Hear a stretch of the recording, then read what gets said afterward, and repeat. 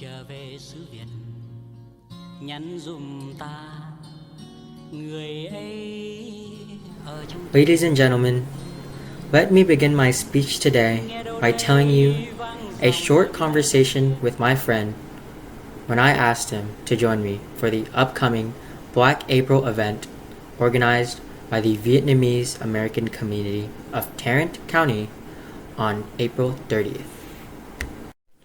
My American friend asked, "What is Black April? Is it like Black Friday?" No, it is not a week of discounted shopping. Unless you're Vietnamese boat people or South Vietnam soldiers who fought in the Vietnam War, most Americans do not know what this day is all about. It is not a celebratory day either. It is called Black April because it's the darkest day in the history of Vietnam. My parents and grandparents refer to this day as the day we lost our country. On April 30th, 1975, Saigon, the capital of South Vietnam, was captured by North Vietnamese troops. This day marked the end of the Republic of Vietnam.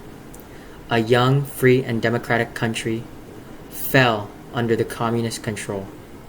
By force, South and North Vietnam had to combine into one nation, also known as the Socialist Republic of Vietnam.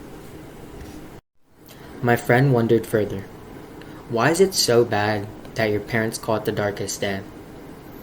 Well, it's bad because of the communists. Did you know that the Communist Party is not allowed to operate here in the United States? Let's ask any South Korean if they want to reunify with North Korea.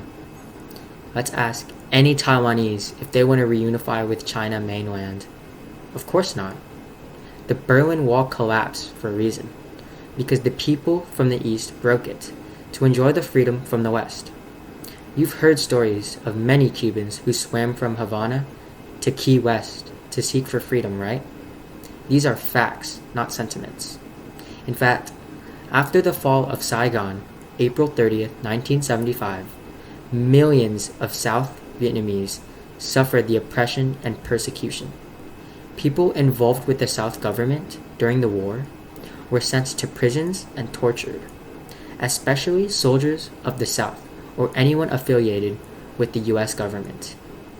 Basic human rights were banned. No freedom of press, no freedom of speech, and no freedom of religion.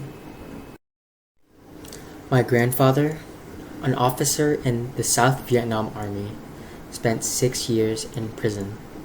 Then, he escaped by boat to seek for a second chance in life in America. My dad also escaped because he could not seek employment or obtain higher education due to the family's background. Ladies and gentlemen, I have heard so many stories about the Vietnam War, how my grandparents and my parents suffered after the war, and how dangerous it was for them to escape from communists in the open sea by boat. I understand the cost of freedom. I cherish the happy life I have now, and am very thankful to my parents and grandparents. Also, to those who've sacrificed their lives to defend the freedom of Vietnam. We must not forget the tragic historical lessons of a painful past.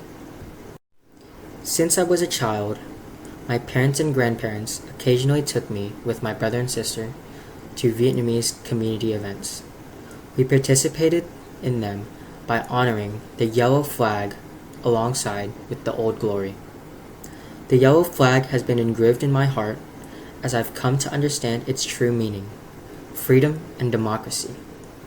I feel happy to honor my grandparents, my parents past. Indeed, the yellow flag represents the refugee identity of my family and millions of other Vietnamese families living outside of Vietnam. My parents always teach me not to be selfish, but to think for others, especially those who still suffer back home under communist regime. My parents advocate for freedom and human rights in Vietnam. They organize events to raise awareness and fundraise for prisoners of conscience. I support their work by taking care of my siblings while they are away from home for social cause endeavors. I am proud to be the son of a refugee and am very thankful for their sacrifices so that I could live in a free land today. I will take responsibility to carry on their legacy, the yellow flag. Thank you for hosting this contest so I could have a chance to reflect on my understanding of the yellow flag and deepening my value for freedom.